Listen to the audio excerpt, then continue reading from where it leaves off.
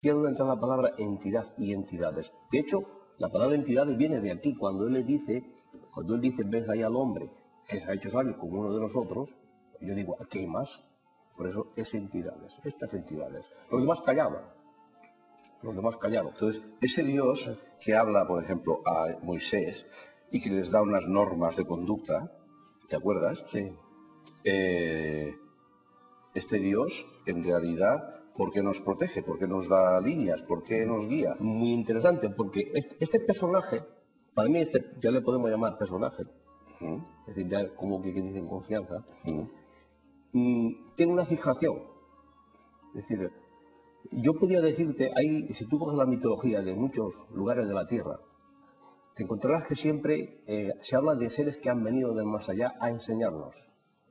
Incluso de seres que han traído semillas, plantas, maíz, en Sudamérica, por ejemplo, o mijo en África. Pero del más allá no del más allá espiritual, sino de otros mundos. De otros mundos, exactamente. Que aparecen y nos traen plantas. Sí, por ejemplo, sí, en toda América. Sí, en Egipto mismo. En Oriente. En todo el mundo. Se habla de esto sería... En Europa no hay esa tradición, ¿eh? Solo está en Oriente y en América. En Europa no, que se sepa, no ha aparecido todavía Dios a darnos nada. No, pero hay entidades que sí han traído cosas. Pero han sido más modernas, ¿eh? Pero bueno, es igual. Aparecen esas entidades, los dioses de Egipto, por ejemplo, todos eran dioses, ¿no? Sí. Entonces, que protegían a su pueblo. Sí, hay quien les llama a estas entidades, dicen los instructores. Exacto, efectivamente. Hay quien incluso dice, yo no sé si es verdad o mentira, que nos han manipulado genéticamente y nos han hecho inteligentes. Podría ser, porque aquí dice, dentro del paraíso, que Dios presenta a los animales al hombre, para que los conozca y los domine. Claro, yo entiendo que ese ser humano que este personaje coge, en ese momento es un animalito más. No se enfrenta a los animales, convive. Y entonces ese personaje, ese supuesto Dios, le dice, mira, los animales son inferiores a ti, tú los puedes dominar. Entonces le otorga esa confianza de la mente. Es decir, bueno, de acuerdo.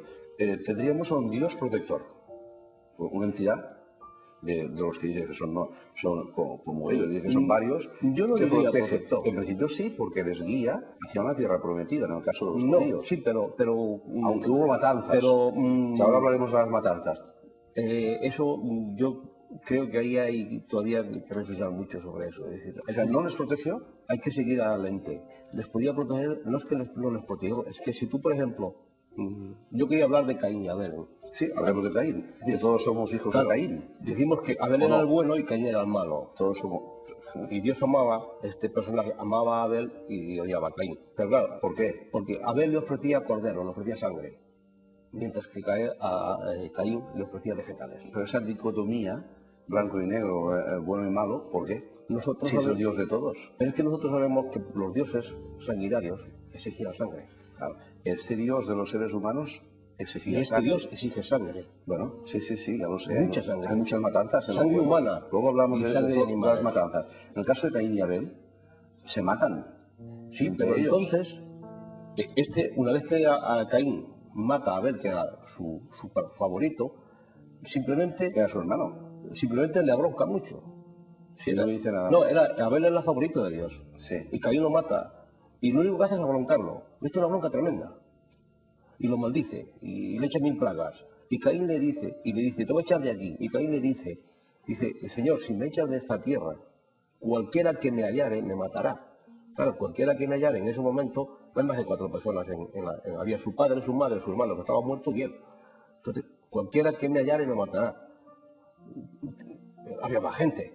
Sí, había más gente y luego le protegió, le dejó estar allí. Caín se va, se casa, automáticamente se casa, y funda una ciudad. Y empieza a tener hijos. Claro. Entonces, ¿todos nosotros somos hijos de Caín? Claro, yo no sé si somos hijos de Caín o no, porque luego dicen que cada día tuvieron más hijos. Y entonces esa descendencia. Pero es que Caín tiene descendientes y tiene hasta nietos. Hay un tal Lamec. Sí, pues sí, es verdad. Bueno, esta es una buena historia. ¿Y Abraham? ¿Qué pasa con Abraham? Bueno, exactamente, Abraham pasa un tiempo, claro, luego todavía está el diluvio por medio, ¿no? Sí, bueno, pues que sí, nos perderíamos, hablemos de los dioses. Pero vamos a hablar de Abraham. Abraham, Dios le saca de su tierra, que es Ur de los Caldeos, que es aquellos son unos pueblos de estos primitivos, ¿no? Antiguos, Sí. le saca de allí y le lleva a un sitio y Abraham anda muy despistado, anda enormemente despistado, es decir, no sabe qué hacer. Y entonces se le ocurre montar un altarito allí, matar 4 animales, no sé qué, y aquello no funcionaba, aquello, el fuego no ardía, aquello, y Abraham estaba desesperado hasta que de repente como que vino algo voraz y se lo tragó todo, ¿no? Y entonces, aquello, una vez que se tragó todo aquello, parece que se sintió satisfecho y le dijo, mira, yo soy quien te saqué de Ur de los Caldeos y te he traído aquí para darte la tierra esta. ¿Te parece bien, no? Más o menos la cosa va así, ¿no? Y Abraham dice, Señor, dice, ¿y por qué merezco yo esta tierra? Claro, se pregunta, ¿por qué merezco yo esta tierra? Y el personaje le contesta, bueno, pues simplemente porque, mira, tengo el gusto de darte, ¿no? Pero claro, le pone una condición tremenda. Y dice, le pone como condición que su descendencia tiene que ir a Egipto y pasar por la esclavitud. 400 años de esclavitud. Entonces, Herminio, estamos hablando de un Dios tirano, ¿eh? Y encima sanguinario. Claro, fíjate, 400 años de esclavitud a toda la descendencia. ¿Qué aceptarías? No, yo no aceptaría. Ni el Dios actual. Amigos, esto es increíble. Claro. Es un estudio más, podríamos decir, más esotérico, ¿no? Y quizá incluso sociológico, del comportamiento de esos seres mitológicos o legendarios que figuran en la Biblia. Claro. Y que es como unas guerras de las galaxias, eso son aventuras mágicas, ¿no? Claro, lo que ocurre en esas historias. Pero, de unos personajes que protagonizaron estos hechos y de los cuales estamos hablando hoy con Herminio Fernández Fernández, el autor del libro Entidades de otros mundos. Continuaremos en la segunda parte. Dossiers secrets. Amb D, de Sebastià Zarbó. Dossiers secrets.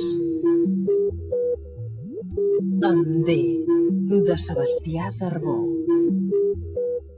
El tema de hoy, entidades de la Biblia. Esos dioses, esas entidades, esos magos, esos profetas, esos personajes de otros mundos supuestamente mágicos y sobrenaturales que aparecen en el Antiguo Testamento y que hoy los estamos tratando desde un punto de vista más filosófico, esotérico, quizá incluso más humanista, desde nuestra perspectiva racional, a través de un autor, Herminio Fernández Fernández, que es autor de este libro, Entidades de otros mundos, que ha dedicado toda su vida al estudio de la Biblia, a las profundidades del comportamiento de estos personajes. Un libro que sorprende por sus hipótesis de trabajo. Herminio, Dios, ese Dios que presuntamente nos creó, era muy sanguinario. Sí, para mí que era bastante puñetero, por decirlo. ¿Qué pasó con lo que le dijo a Moisés? Porque jugaba mucho con las personas, es decir, parece que disfrutaba viendo sufrir a la gente. Porque cuando le dice a Abraham eso... sí, cuando Abraham... Yo estoy en la tierra, pero tu descendencia ha de ir a pasar 400 años de esclavitud a Egipto. Abraham se lo tiene que pensar muchísimo y dice, 400 años son muchos años. Y luego, cuando ya se escapaban, les hace volver para atrás, sí, para matar unos cuantos más abriendo el Mar Rojo. Pero es que después, ¿verdad? El tema de Moisés, cuando Moisés, según nos dice la Biblia, es un niño que es hebreo, que es tirado al río, lo recoge la hija de Faraón, y Moisés se cría, pues es un personaje muy importante, se cría como un príncipe de Egipto. Moisés conocía, porque había sido educado, se supone, con los sacerdotes. Moisés era un hombre mayor cuando se va porque mata a un egipcio, y Moisés es conocedor de todo, digamos, los secretos egipcios, tanto de leyes, tanto de religión, incluso posiblemente magia, porque los egipcios hacían mucha magia. Sí. Moisés, ¿Tú sabes que yo estaba en la tumba de Moisés? Es posible. En Jordania, en el monte Nebo. Sí. He estado en la tumba. Sí, se conserva todavía. Sí, ahora no sé si lo que hay dentro es Moisés. Pero bueno, es verdad, él tenía un hermano mago, Aarón, que se dedicaba a la magia y hacía las mismas magias que podía hacer este Dios, este presunto Dios, hacía lo mismo. Sí, lo que pasa es que Moisés es un personaje muy curioso. No hablemos de Moisés, hablemos de Dios.